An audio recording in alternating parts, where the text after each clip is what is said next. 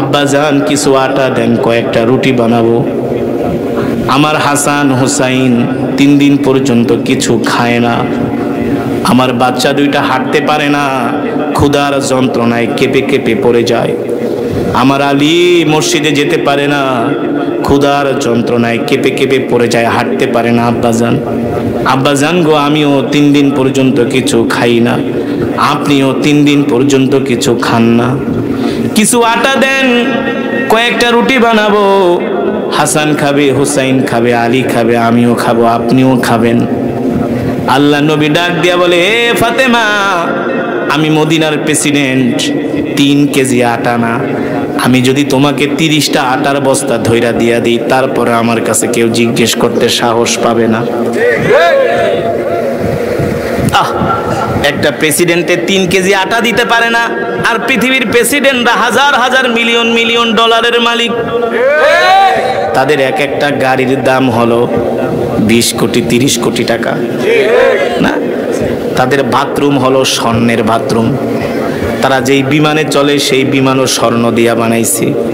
তারা যেই পেয়ালায় পানি খায় সেটাও স্বর্ণ দিয়া বানানো। জানেন না? জানেন না? প্রেসিডেন্টের উপরে কেউ কথা বলতে পারে না। আমার নবীকে এই সাধারণ প্রেসিডেন্ট নাকি? এই 2 টাকা 6 টাকার প্রেসিডেন্ট নাকি? আমার নবী তো হলেন রহমাতুল লিল আলামিন, দুনিয়ারও প্রেসিডেন্ট, আখিরাতেরও প্রেসিডেন্ট না। যার সুপারিশ ছাড়া কেউ জান্নাতে যেতে পারবে না, যার হাতে থাকবে জান্নাতের চাবি। সুবহানাল্লাহ, আর আস্তে কোন সুবহানাল্লাহ। সেই নবীর উম্মত আমরা খুশি নাকি বেজার? এমন একজন পাওয়ারফুল প্রেসিডেন্ট আপনার আমার নবী। আল্লাহু আকবার। ঘরে চুলায় আগুন জ্বলে না, আল্লাহর নবী ফাতেমাকে ডাক দিয়ে বলে, ফাতেমা রে শোনো, তুমি আমার সামনে খাবারের বস্তা দেখতেছো, আটার বস্তা দেখতেছো। ফাতেমা, তুমি জানো না আমি তোমাকে 3 কেজি না 30 বস্তা আটা দিয়া দিলেও কেউ আমাকে জিজ্ঞেস করার সাহস পাবে না। ফাতেমা, তুমি জানো না এখনো পর্যন্ত আমার যে সাহাবীরা বদরের প্রান্তরে শহীদ হয়েছে, ওই সাহাবীদের এতিম সন্তানরা না খেয়ে আছে, যতক্ষণ পর্যন্ত আমি নবী তাদের মুখে খাবার তুলে দিতে না পারবো, ততক্ষণ পর্যন্ত নবীর ঘরে, প্রেসিডেন্টের ঘরে 1 ছটাক আটাও যাবে না। আরো আস্তে কোন সুবহানাল্লাহ। কারণ কত প্রেসিডেন্ট এমন কষ্ট করছে না, জনগণের লেগে কষ্ট করছে না। আল্লাহু আকবার। আমার নবী বিশ্ব নবী রহমাতুল লিল আলামিন ছিলেন পৃথিবীর শ্রেষ্ঠ প্রেসিডেন্ট, ঠিক না? এবার আসেন প্রেসিডেন্টের কন্যা কি বলে, বলে বুঝছি আপনি আমারে কি দিবেন আব্বাজান, আমার বোঝা হয়ে গেছে। তার মানে আটা পাবে না। এবার আল্লাহর নবীর দিকে হাত বাড়ায় দিলেন, আব্বাজান আমার দিকে তাকায় দেখেন, পাথরের পাটা আর পুতা দিয়া জব পিষ্টে পিষ্টে আমার হাতে ঘা হয়ে গেছে। কি হয়ে গেছে? হাতে ঘা হয়ে গেছে, ঘা ঠোসকা পড়ে গেছে। এই হাত দিয়া এখন আমি আর পাটা দিয়া জব পিষতে পারি না। আব্বাজান কিছু দিনের জন্য আমাকে 2 জন খাদেমার ব্যবস্থা কইরা দেন, দাসী বান্দির ব্যবস্থা কইরা দেন, যাতে করে আমাকে একটু কাজ কইরা দেয়। আল্লাহ নবী ডাক দিয়া বলে, ফাতেমা রে, আমি যদি তোমাকে 2 জন দাসীর ব্যবস্থা করে দেই, তার বেতনও তো আমাকে বাইতুল মাল থেকেই দিতে হবে।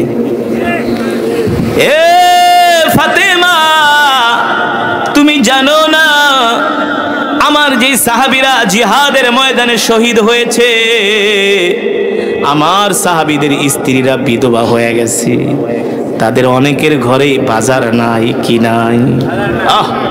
কেমন দরদি প্রেসিডেন্ট ছিলেন আমার নবী, কেমন মায়ার প্রেসিডেন্ট ছিলেন আমার নবী। এই কারণে আল্লাহ তাআলা কোরআনুল কারীমের মধ্যে বলছেন, লাকাদ জাআকুম রাসূলুম মিন আনফুসিকুম আজিজুন আলাইহি মা আনিতুম হারিসুন আলাইকুম বিল মুমিনিনা রাউফুর রহিম। আল্লাহু আকবার। আল্লাহ তাআলা বলেন, নবী দুনিয়ার মানুষদেরকে বলে দেন, এ দুনিয়ার মানুষ, আমি আল্লাহ তোমাদের মধ্য থেকে তোমাদের জন্য এমন একজন নবী পাঠিয়েছি, যেই নবী কিনা তার জীবনের চেয়েও তোমাদেরকে ভালোবাসে। সুবহানাল্লাহ। আল্লাহ তাআলা বলতেছেন তোমাদের নবী তোমাদেরকে তার জীবনের চেয়েও ভালোবাসে। আল্লাহর রাসূল তার নিজের পরিবারের চেয়ে সাহাবীদের পরিবারদেরকে বেশি প্রাধান্য দিয়েছেন, ঠিক কিনা বলুন? বলে ফাতেমা, আমি যদি তোমাকে দাসী বান্দির ব্যবস্থা করে দিই তার খরচও কিন্তু আমাকে বাইতুল মাল থেকে দিতে হবে। ফাতেমা শোনো, এখনো পর্যন্ত অনেক আমার সাহাবীদের বিধবা স্ত্রীরা না খেয়ে আছে, তাদের ঘরে বাজার নাই। যতক্ষণ পর্যন্ত আমি তাদেরকে বাজার ঘরে পৌঁছে দিতে না পারবো, আমি মদিনার প্রেসিডেন্ট, ততক্ষণ পর্যন্ত নবীর ঘরে দাসী বান্দিরও ব্যবস্থা করা সম্ভব হবে না। কেমন প্রেসিডেন্ট ছিলেন, রাষ্ট্রনায়ক ছিলেন আপনার আমার নবী। আজকে তো টেলিভিশনে কত টকশো করা হয়, হয় না? অমুক নেতা অমুক নেত্রীকে নিয়ে। আমরা বলি তোমরা আমার নবীকে নিয়ে টকশো করো। আমার নবীর জীবনী কেমন ছিলেন, আমার নবী কিভাবে রাষ্ট্র পরিচালনা করেছেন, ঠিক কিনা বলুন? কিভাবে পৃথিবীর নেতৃত্ব দিয়েছেন। চোরের বাচ্চা চোরেরা কোনোদিন আমার নবীকে নিয়ে টকশো করবে না, আলোচনা করবে না, তার জীবনী পড়বে না, জনগণদেরকেও জানতে দিবে না, জনগণের সামনে তুলে ধরবে না। তারা জানে যদি তারা এই আলোচনা করে তাহলে তাদের চুরি চামারি বন্ধ হয়ে যাবে। আল্লাহ তাআলা আমার নবীকে কোরআন দিয়ে মক্কার জমিনে পাঠালেন। কোথায়? জোরে বলেন কোথায়? আল্লাহ তাআলা কোরআন দিয়ে আমার নবীকে মক্কার জমিনে পাঠালেন। ও বন্ধু, আমি এই কারণে এই কথা বলছি, আজকে আমরা কত শান্তিতে কোরআন শুনতেছি, কিন্তু আল্লাহ রাসূল সাল্লাল্লাহু আলাইহি সাল্লাম যখন মক্কার জমিনে কোরআনের দাওয়াত দিতেন, মক্কার কাফেরেরা আমার নবীকে কোরআনের দাওয়াত দিতে দিত না। তারা কোরআনের দাওয়াতকে বন্ধ করে দিত, ঠিক কিনা বলুন? তারা বলতো মুহাম্মদ, এ মুহাম্মদ, আমরা তোমার সব কথা শুনবো, সব কথা মানবো, কিন্তু আমরা তোমাকে কোরআন পড়তে দিব না। কথা বলেন। মক্কার কাফেরেরা বলেছিল কি বলেছিল না? আল্লাহ রাব্বুল আলামিন তার হাবিবকে ডাক দিয়া বলেন, হাবিব, আপনি মক্কার কাফেরদেরকে ভয় পাবেন না, কারণ সূর্যের মালিক চন্দ্রের মালিক দুনিয়ার কোনো রাজা বাদশা নয়। সূর্যের মালিক চন্দ্রের মালিক পৃথিবীর মালিক হলাম আমি আল্লাহ। জোরে বলুন কে? আল্লাহ রাব্বুল আলামিন তার হাবিবকে ডাক দিয়া বলেন, নবী, আপনি মক্কার কাফেরদের সামনে বুক উঁচু করে আপনি ঘোষণা করে দেন, আলা লাহুল খালকু ওয়াল আমর, আলা লাহুল খালকু ওয়াল আমরু, তাবারাকাল্লাহু রাব্বুল আলামিন। আল্লাহ রাব্বুল আলামিন বলেন, নবী, আপনি মক্কার কাফেরদের সামনে ঘোষণা করেন, এ মক্কার কাফেররা, আবু জেহেল, আবু লাহাব, উতবা, শাইবা, এই ওলীদ ইবনে মুগিরারা, তোমরা শুনে রাখো, আমি আল্লাহর পয়গম্বর মুহাম্মদ সাল্লাল্লাহু আলাইহি সাল্লাম তোমাদের সামনে ঘোষণা দিচ্ছি, আমি তোমাদেরকে ভয় পাই না, তোমাদের ক্ষমতাকে ভয় পাই না, তোমাদের অস্ত্রকে ভয় পাই না, তোমাদের শত্রুকে ভয় পাই না, তোমাদের শক্তিকে ভয় পাই না, আমি ভয় পাই একমাত্র আল্লাহ তাআলাকে। জোরে বলুন। আজকে তো অনেক আলেমরা হক কথা বলে না, আছে কি আছে না? বিগত সরকারের আমলে অনেক আলেমরা হক কথা বলে নাই, এমন ভাবে ওয়াজ করছে, আল্লাহ বি খুশ রাহো শয়তান বি নারাজ না হো, ঠিক কি না বলুন? কিন্তু ওলামায়ে দেওবন্দের সন্তানরা আল্লাহ ছাড়া কাউকে ভয় পায় না। তারা হকের উচ্চারণ করেছে, প্রয়োজনে জেলে গিয়েছে, মামলা খেয়েছে। আমরা কি হক কথা ছেড়ে দিয়েছি? জোরে বলুন। ওলামায়ে দেওবন্দের সন্তানরা আল্লাহ ছাড়া কারোর সামনে মাথা নত করে না। হক কথা বলেছি, মৃত্যুর আগ পর্যন্ত বলে যাব। আমরা বিশ্বাস করি আমাদের হায়াতের মালিক পৃথিবীর কোনো রাজা বাদশা নয়। আমাদের হায়াতের মালিক কে? আমরা যদি হক কথা বলি আমাদেরকে হেফাজত করবেন কে? হাসবুনাল্লাহু ওয়া নি'মাল ওয়াকিল, ঠিক কিনা বলেন? যে আল্লাহর উপর ভরসা করে আল্লাহ তার জন্য যথেষ্ট। আমরা পৃথিবীর কোন রাজা বাদশার উপরে ভরসা, কোন নেতা নেত্রীর উপরে ভরসা করি না। নেতা নেত্রীর ক্ষমতা একদিন শেষ হয়ে যায়। হ্যাঁ, আওয়ামী লীগের ভাইয়েরা আপনারা রাগ করবেন না, আপনারাই বলেছিলেন শেখ হাসিনা যতদিন বাঁচবে ততদিন ক্ষমতায় থাকবে, ঠিক না? আমরা আপনাদেরকে বুঝাতে চেষ্টা করেছিলাম ক্ষমতার মালিক আল্লাহ, পৃথিবীর কোন রাজা বাদশাহ। আবার যদি বর্তমানে ডক্টর মোহাম্মদ ইউনুস আছেন, উনিও যদি মনে করেন ক্ষমতার মালিক সে, এটাও ভুল। তারপরে যারা আসবেন তারাও যদি মনে করেন ক্ষমতার মালিক তারা, এটাও ভুল। ক্ষমতার মালিক কুলিল্লাহুম্মা মালিকাল মুলকি তুতিল মুলকা মান তাশা ওয়া তুইজ্জু মান তাশা ওয়া তুযিল্লু মান তাশা বিয়াদিকাল খায়র ইন্নাকা আলা কুল্লি শাইইন কাদির। এ বোকার দলেরা, আহাম্মকেরা, বোকার দলের আহাম্মকেরা যারা জনগণের ট্যাক্স আর ব্যাটের পয়সায় সংসদে এসির নিচে দাঁড়ায়া বুক ফুলায়া বক্তব্য দাও না, দাম্ভিক আচরণ করো, অহংকারের মতো আচরণ করো, ঠিক না? বলে আমাদের ক্ষমতা, আমাদের সব, এই সেই। বাবারে, এক একটার কথা বলার স্টাইল কি না, মনে করে কোনোদিন ক্ষমতা যাবে না, তারা কোনোদিন মরবে। অথচ আল্লাহ তাআলা বলছেন আমি আল্লাহ যাকে ইচ্ছা রাজত্ব দান করি। কে বলছেন? আরে কথা বলে না কেন? আমি করব ওয়াজ, আপনারা দিবেন আওয়াজ। যতক্ষণ বয়ান চলবে ততক্ষণ ময়দান কাঁপবে। হক কথা হবে, হক কথা। আর চুপ থাকার সময় নাই। বাংলার মুসলমান আর চুপ থাকবে না। আমরা আর এই দেশে কোনো গণতন্ত্র ফন্ত্র দেখতে চাই না, আমরা চাই কোরআনের তন্ত্র। 50 বছর ধরে দেখতেছি তোমরা দেশ চালাইতে আসো, চুরি করতে করতে সব শেষ।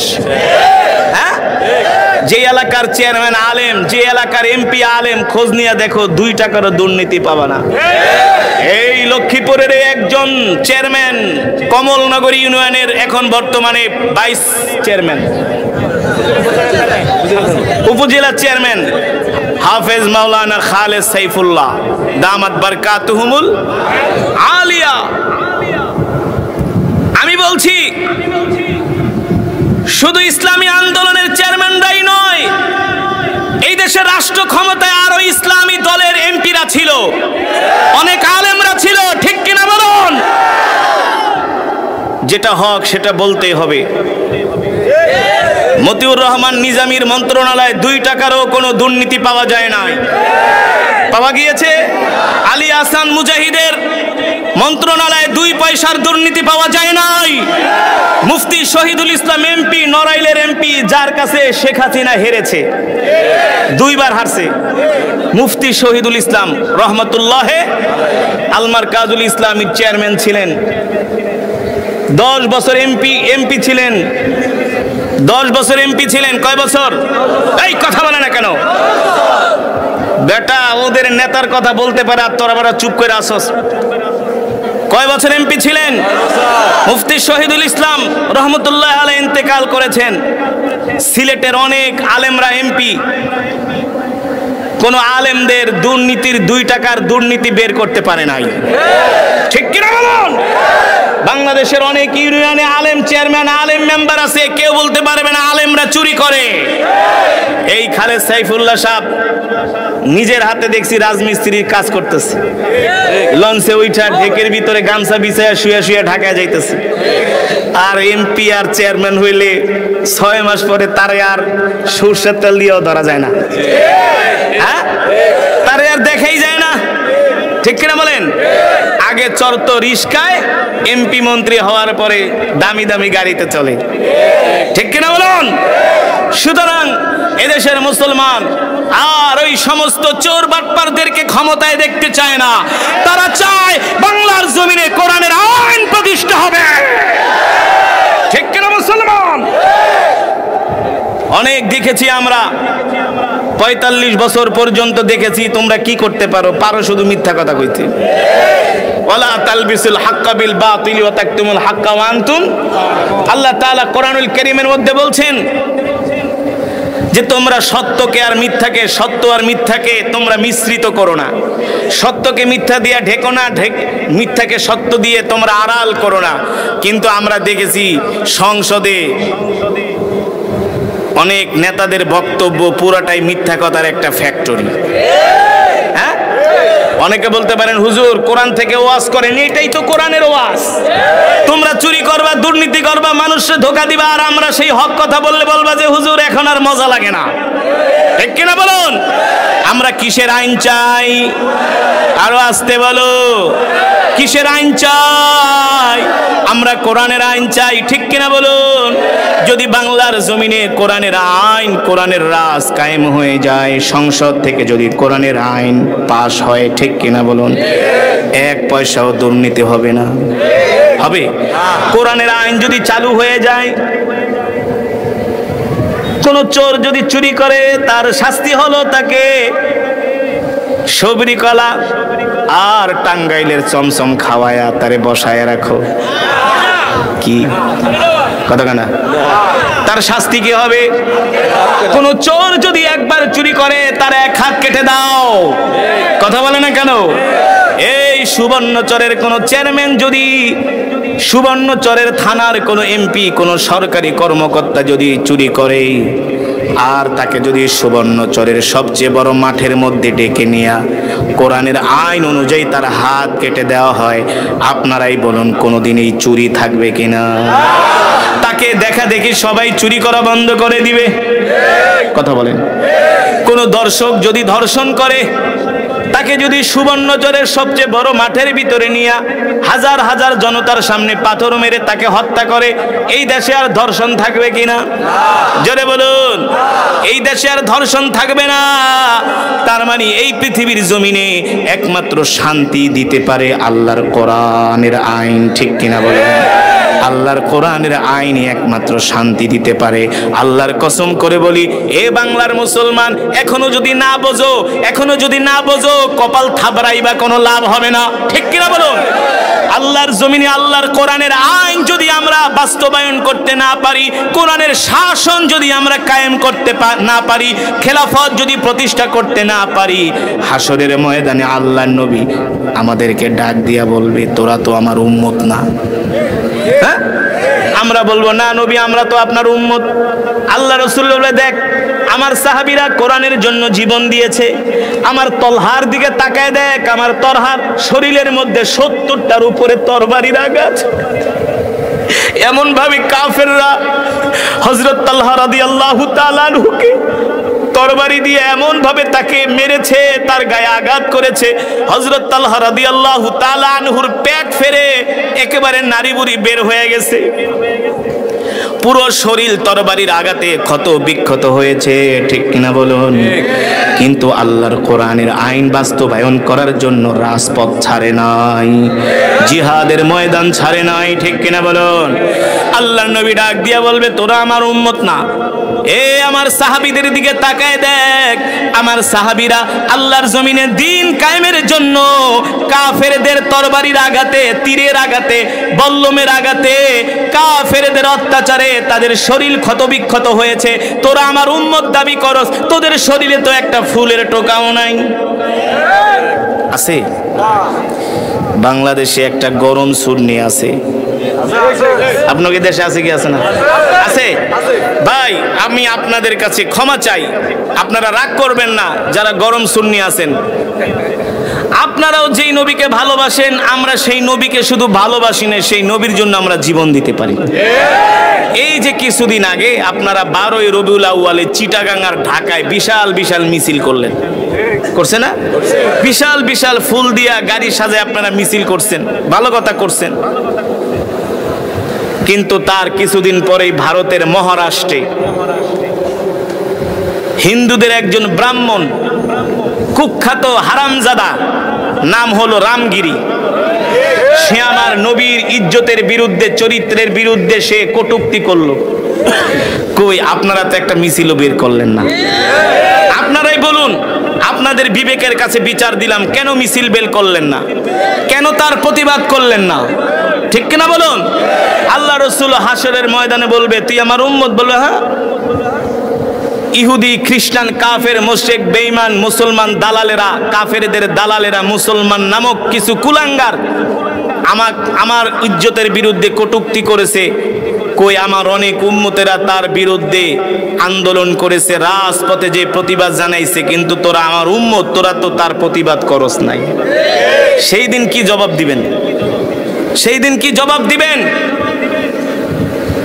আমি শেরপুরে গিয়েছি মাহফিলে, হোটেলে শুয়ে আছি, সকাল 11টার দিকে দেখি আলেমরা মিছিল করতেছে, বিশ্বনবীর অপমান সইব না রে মুসলমান।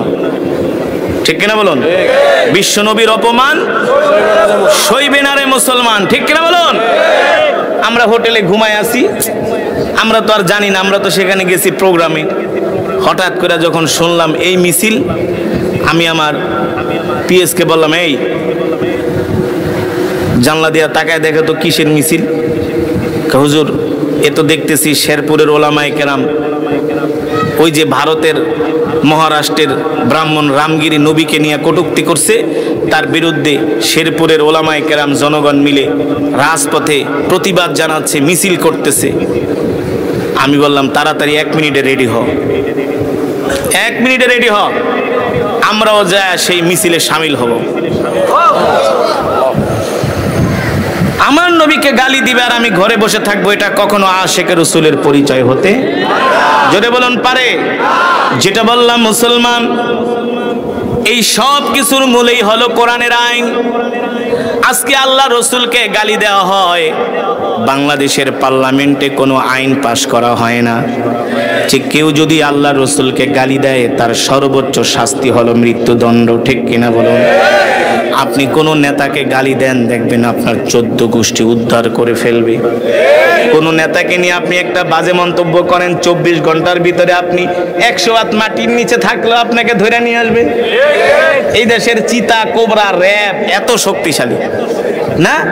কোনো নেতাকে গালি দিলে দেখা যায় তারে একেবারে সেই নর্থ বেঙ্গলের সেই বর্ডার থেকে ধরে নিয়েছে।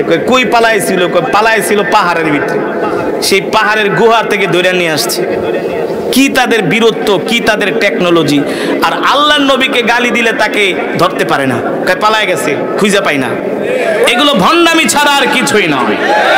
যদি বাংলার জমিনে কোরআনের আইন পাশ করা হয় সংসদ থেকে, কোরআনের আইন যদি আল্লাহর জমিনে আল্লাহর বিধান হয়ে যায়, কোরআনের আইনকে যদি আমরা বিধান হিসাবে মেনে নেই, তাহলে আল্লাহ রসুল কেউ গালি দিয়ে পার পাবে না। ঠিক কিনা বলেন? আল্লাহ রসুল নিজেই বলেছেন, উম্মত, আমাকে যদি কেউ গালি দেয়, তার সর্বোচ্চ শাস্তি হলো মান সাব্বা নাবিয়ান ফাকতুলু, মান সাব্বা নাবিয়ান ফাকতুলু। কেউ যদি আল্লাহ রসুলকে গালি দেয়, তার সর্বোচ্চ শাস্তি হলো মৃত্যুদণ্ড। ঠিক কিনা বলুন? সুতরাং আজকে আমরা আল্লাহ রসুলের ইজ্জতকে রক্ষা করতে পারি না, এর মাত্র কারণ হলো আমরা আল্লাহর কোরআনের আইন পাশ করতে পারি নাই। এবার আসুন মুসলমান, আল্লাহর কোরআন যদি আল্লাহর জমিনে বিজয়ী হয়ে যায়, আল্লাহর কোরআনের আইন যদি কায়েম হয়ে যায়, আল্লাহর কোরআনের শাসন যদি প্রতিষ্ঠা হয়, তাহলে আমরা কি সুফল পাবো এটা জানার দরকার আছে কি আছে না? আছে না? কোরআনের আইন যদি পাশ হয় সংসদ থেকে, কোরআনের বিধান যদি এই জমিনে কায়েম হয়ে যায়, তাহলে আমরা কি সুফল পাবো এটা আমাদের সকলেরই জানা দরকার। এখন বুঝতে হবে, এই সুফল শুধু মুসলমানরাই পাবে না, অমুসলিমরাও পাবে। ঠিক কিনা বলুন? আল্লাহর জমিনে যদি আল্লাহর দ্বীন কায়েম হয়ে যায়, এই সুফল শুধু মুসলমানরা পাবে না, অন্য ধর্মাবলম্বীরাও পাবে। ও মুসলমান, আপনাদের কাছে আমার প্রশ্ন, আমার নবী কি শুধু মসজিদে বৈশা জিকিরি করছেন নাকি জিহাদের ময়দানেও গেছেন? যেটা বলেন, শুধু একবার দুইবার না, আল্লাহ রসুল 63 বছর জিন্দিগিতে সরাসরি 27 বার যুদ্ধের ময়দানে অংশগ্রহণ করেছেন। কয়বার? এই মৌলবীরা, দরবারি মৌলবী যারা শুধু দরবার নিয়ে পয়রা থাকো আর হালুয়া রুটি খাও, শুনে রাখো, তোমার আমার কলিজা টুকরা নবী শুধু মসজিদে বসে জিকির করে নাই, তিনি সরাসরি যুদ্ধের ময়দানে 27 বার অংশগ্রহণ করেছেন। আল্লাহু আকবার! আমার নবী শুধু নবী ছিলেন না, আমার নবী ছিলেন রাষ্ট্রপ্রধান নাকি? আমার নবী রাষ্ট্রপ্রধান ছিলেন কি ছিলেন না?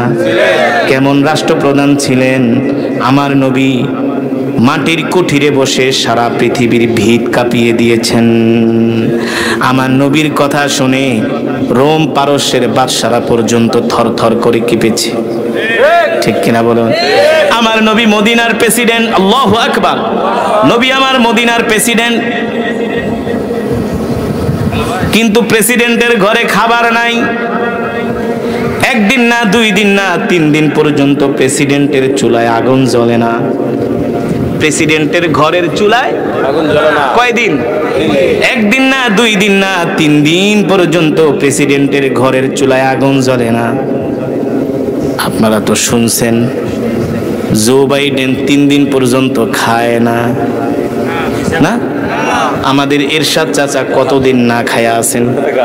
সেটা না খাইলে ডায়াবেটিস হয়েছে, এই কারণে খায় নাই, কিংবা ডায়েট কন্ট্রোল করছে না?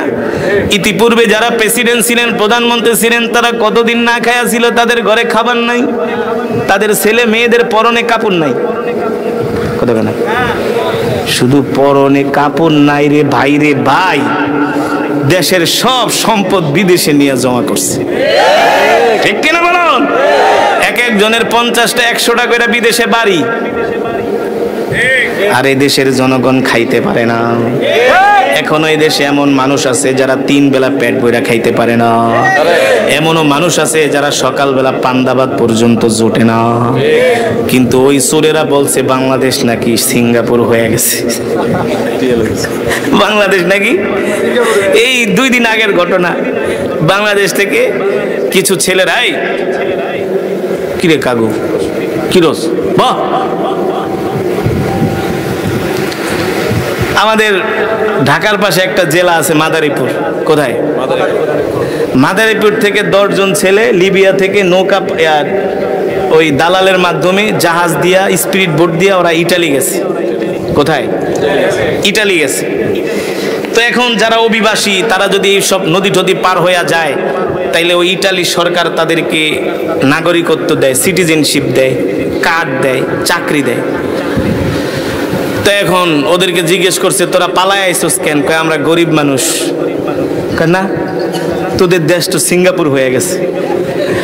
আমাদের দেশের কাগজপত্রে বলে তোরা সিঙ্গাপুর হয়ে গেছিস, তোরা অনেক ধনী রাষ্ট্র। বিশ্বাস করেন, ভাত খাইতে ভাত পাই না, মা বাবা 2 জন অসুস্থ, চিকিৎসা করাইতে পারি না। না, তোদের দেশের সরকার প্রধান বলছে তাদের সাহায্য সাহায্য দরকার নেই, তারা ধনী। আমরা হইলাম চাপায় ধনী। ঠিক কিনা বলুন? কাগজে কলমে ধনী, কিন্তু পরনে ঠিক মতো কাপড়ও নাই। সঠিক নাকি বেঠিক? হ্যাঁ, পরনে কাপড় নাই এই দেশের জনগণের। কিন্তু তোমরা যারা রাষ্ট্র পরিচালনায় ছিল, তোমরা ভালোই আছো। পাটা পুতায় ঘষাঘষি, মরিচের দফা, তা আমরা হইলাম মরিচ আর হলুদ। তোমরা আমাদেরকে যেমনি ঘষো সেমনি আমরা পিষতেছি। ঠিক কিনা বলুন?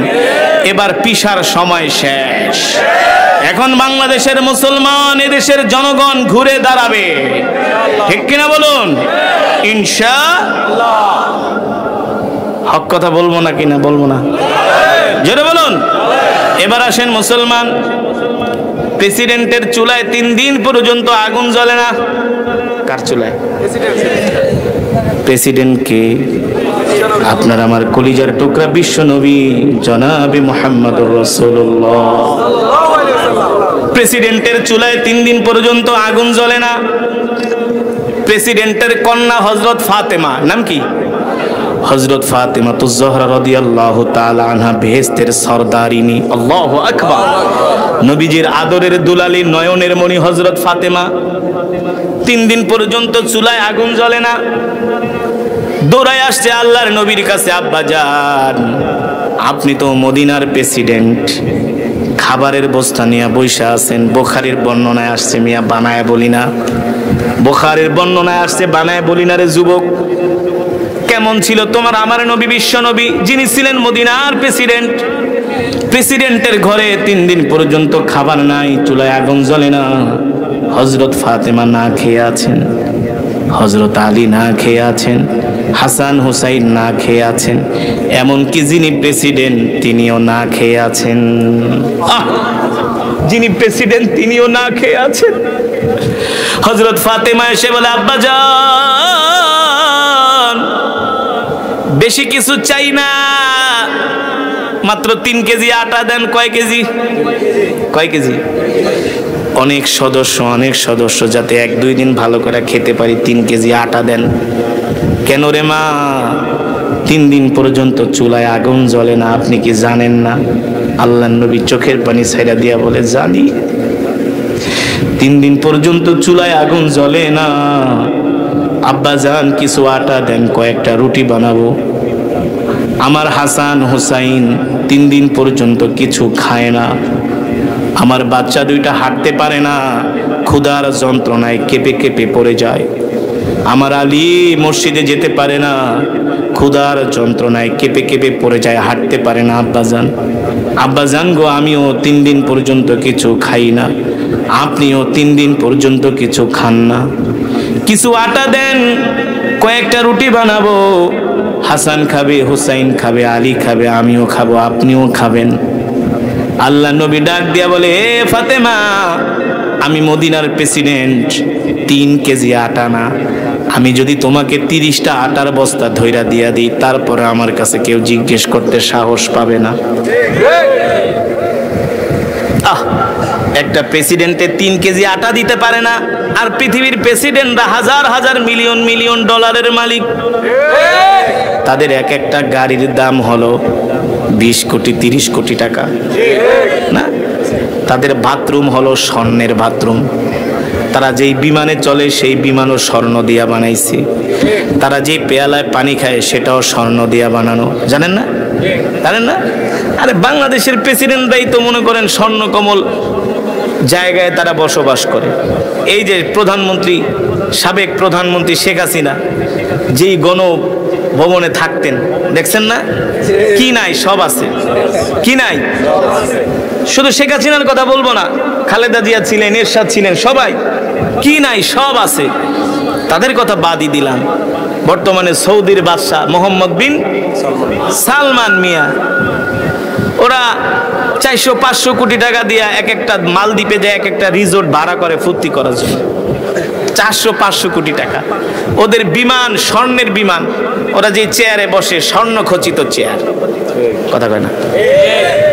ওরা তো আনাম খাসি, ওরা বারবিকিউ করে, অর্ধেক খায় আর অর্ধেক জুটা করে। আর গাজার মুসলমানরা খেতে পায় না। আফ্রিকার হত দরিদ্র মুসলমানরা না খেয়ে আছে। ঠিক কিনা বলুন? আল্লাহর কাছে জবাব দিতে হবে কি হবে না? অবশ্যই আল্লাহ পাক রব্বুল আলামিনের কাছে শেষ বিচারের দিনে জবাব দিতে হবে। ঠিক কিনা বলুন মুসলমান? এবার আল্লাহর নবী ডাক দিয়া বলে, ফাতেমা, আমি তোমাকে 3 কেজি না 30টা আটার বস্তাও যদি দিয়া দিই, ফাতেমা, আমাকে কেউ জিজ্ঞেস করার সাহস নাই। আসলেই তো সাহস নাই, নবী তো প্রেসিডেন্ট।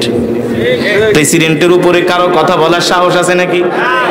প্রেসিডেন্টের কি ক্ষমতা দেখেন না? আওয়ামী লীগ ক্ষমতার থেকে গেছে গা, কিন্তু চুপ্পু চাচা এখনো আছে। চুপ্পু চাচা চুপ করে বসে আছে। হ্যাঁ, চুপ্পু চাচারে চিনেন? আমাদের বর্তমান প্রেসিডেন্টের ক্ষমতা কাকে বলে মিয়া? শেখ হাসিনা চলে গেছে, তার দল শেষ, ক্ষমতায় নাই, কিন্তু প্রেসিডেন্ট মাগার এখনো আছে। সেনাপ্রধান এখনো প্রেসিডেন্টের কাছে ধর্ণা দিতে হবে, কারণ সে হলো এখন সংবিধান অনুযায়ী রাষ্ট্রের মালিক। প্রেসিডেন্টের উপরে কেউ কথা বলতে পারে না। আমার নবীকেই সাধারণ প্রেসিডেন্ট নাকি? এই 2 টাকা 6 টাকার প্রেসিডেন্ট নাকি? আমার নবী তো হলেন রহমাতুল লিল আলামিন, দুনিয়ারও প্রেসিডেন্ট, আখিরাতেরও প্রেসিডেন্ট না? যার সুপারিশ ছাড়া কেউ জান্নাতে যেতে পারবে না, যার হাতে থাকবে জান্নাতের চাবি। সুবহানাল্লাহ, আর আস্তে কোন সুবহানাল্লাহ। সেই নবীর উম্মত আমরা খুশি নাকি বেজার? এমন একজন পাওয়ারফুল প্রেসিডেন্ট আপনার আমার নবী। আল্লাহু আকবার। ঘরে চুলায় আগুন জ্বলে না, আল্লাহর নবী ফাতেমাকে ডাক দিয়ে বলে, ফাতেমা রে, শোনো, তুমি আমার সামনে খাবারের বস্তা দেখতেছো, আটার বস্তা দেখতেছো। ফাতেমা, তুমি জানো না, আমি তোমাকে 3 কেজি না 30 বস্তা আটা দিয়ে দিলেও কেউ আমাকে জিজ্ঞেস করার সাহস পাবে না। ফাতেমা, তুমি জানো না, এখনো পর্যন্ত আমার যেই সাহাবীরা বদরের প্রান্তরে শহীদ হয়েছে, ওই সাহাবীদের এতিম সন্তানরা না খেয়ে আছি, যতক্ষণ পর্যন্ত আমি নবী তাদের মুখে খাবার তুলে দিতে না পারবো, ততক্ষণ পর্যন্ত নবীর ঘরে, প্রেসিডেন্টের ঘরে 100 টাকা আটাও যাবে না। আরো আস্তে কোন সুবহানাল্লাহ। কারণ কত প্রেসিডেন্টরা এমন কষ্ট করছে না, জনগণের লেগে কষ্ট করছে না। আল্লাহু আকবার। আমার নবী বিশ্ব নবী রাহমাতুল লিল আলামিন ছিলেন পৃথিবীর শ্রেষ্ঠ প্রেসিডেন্ট, ঠিক না? এবার আসেন, প্রেসিডেন্টের কন্যা কি বলে? বলে বুঝছি আপনি আমারে কি দিবেন আব্বাজান, আমার বোঝা হয়ে গেছে। তার মানে আটা পাবে না। এবার আল্লাহর নবীর দিকে হাত বাড়ায় দিলেন, আব্বাজান আমার দিকে তাকায় দেখেন, পাথরের পাটা আর পুতা দিয়া জব পিষ্টে পিষ্টে আমার হাতে ঘা হয়ে গেছে। কি হয়ে গেছে? হাতে ঘা হয়ে গেছে, ঘা ঠোসকা পড়ে গেছে। এই হাত দিয়া এখন আমি আর পাটা দিয়া জব পিষতে পারি না। আব্বাজান কিছু দিনের জন্য আমাকে 2 জন খাদেমার ব্যবস্থা কইরা দেন, দাসী বান্দির ব্যবস্থা কইরা দেন, যাতে করে আমাকে একটু কাজ কইরা দেয়।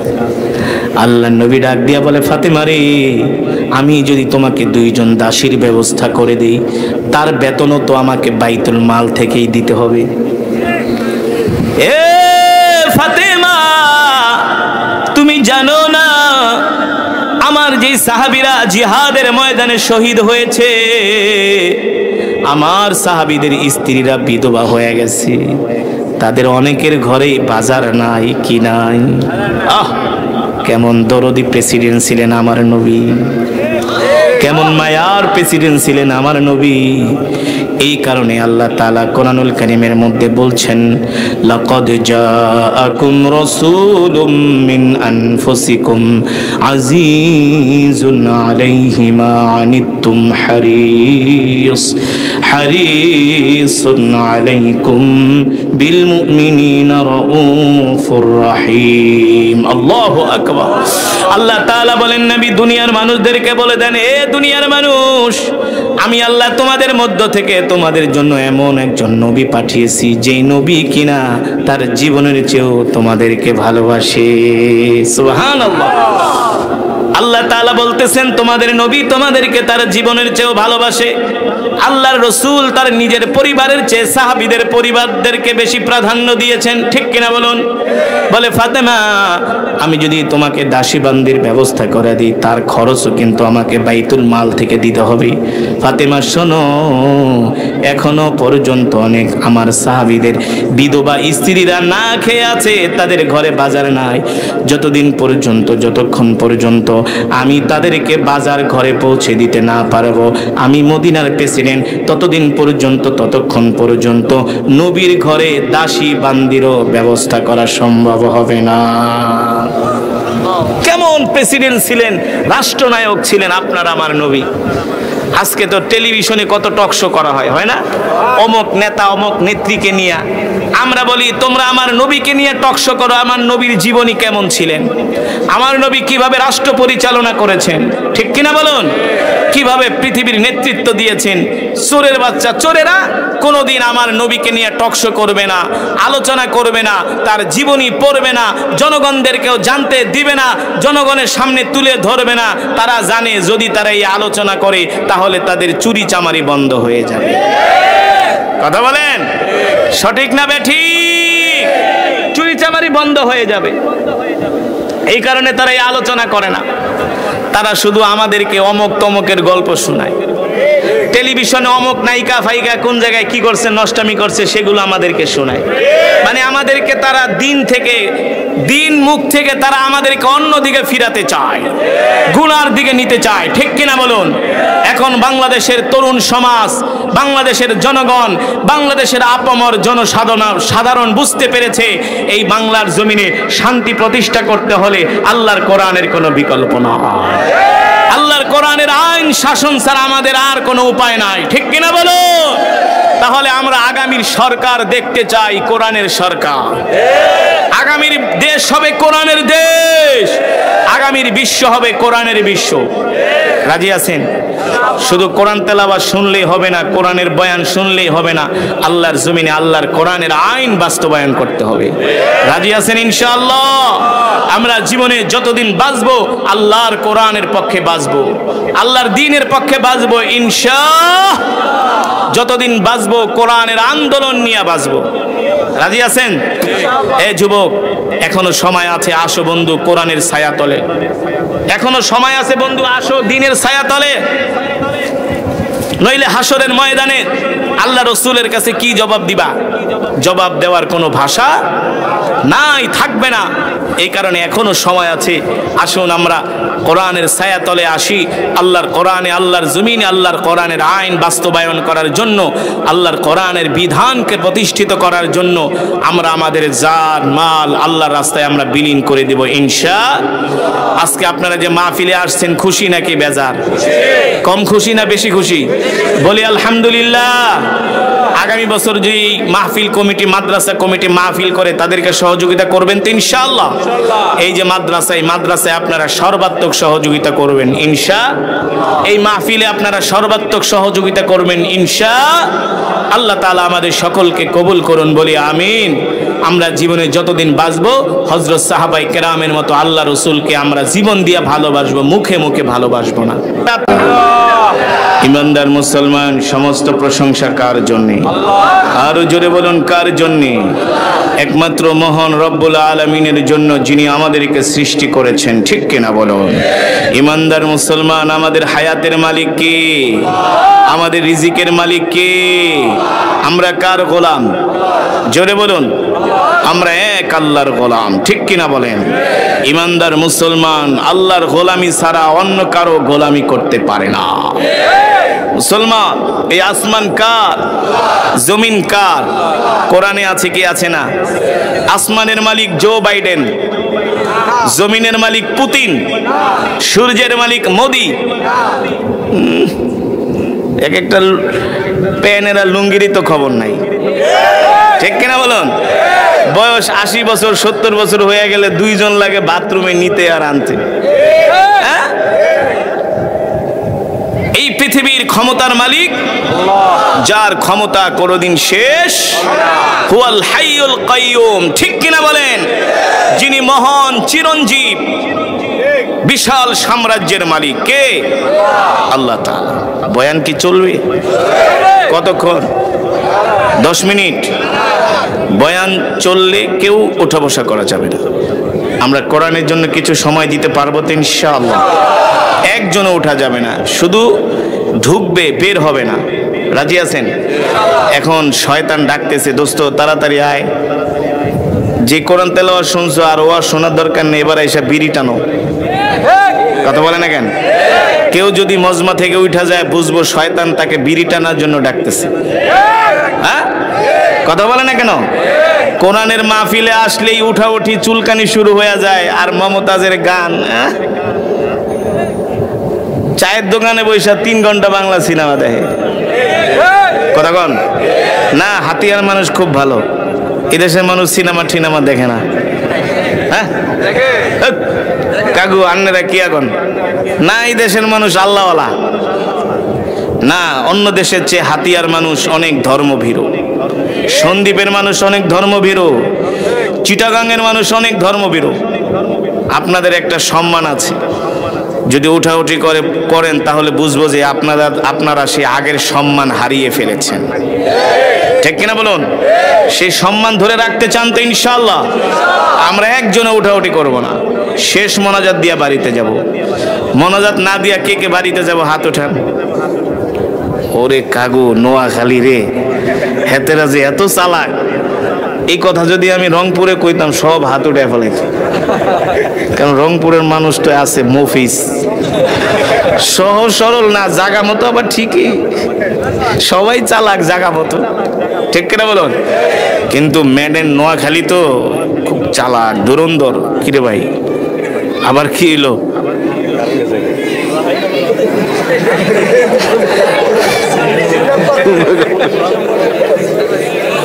এই